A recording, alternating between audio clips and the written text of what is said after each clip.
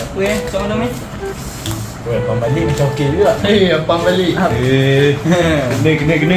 Jom. Abang balik memang kena lah. Aku rasa kan. Kita makan yang lupuk. Okey juga. Sur. Woi, boleh? Kita cari lupuk. Mana tu? Lupuk.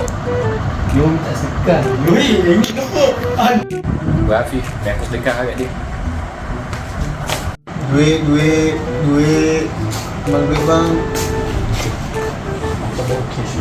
Afif kau ada cash tak? Tak ada. Duit. Saya nak sedekah bang tapi saya tak ada cash. Tak apa dik. Kau relax je dik. Sekarang zaman teknologi dik. Wish, pakcik pun ada QR. Biar betul. Ni QR pakcik.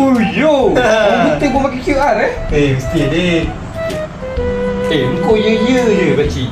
Kata buta, macam mana main phone? Kau bangun sekarang? Kau bangun sekarang. Kau bangun sekarang.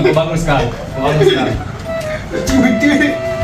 Kau tipu aku Macam mana orang buta main phone? Kau jangan nak tipu aku. Kau main gila dengan aku Kau nak tipu aku Ya.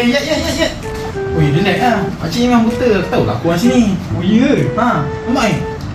Kalau buta macam mana boleh main phone? Tak logik gila.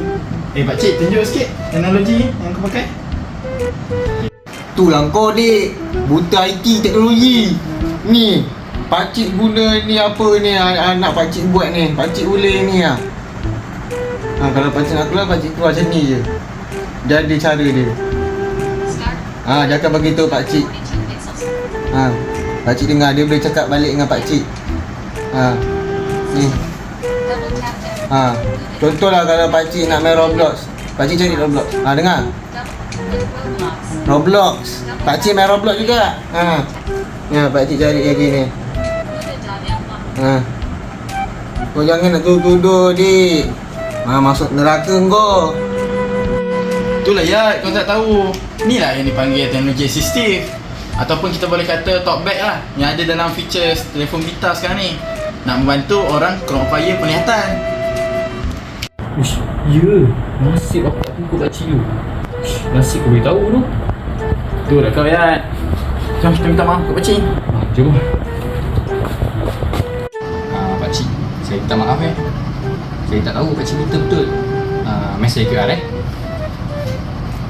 iPhone ku ada saran buat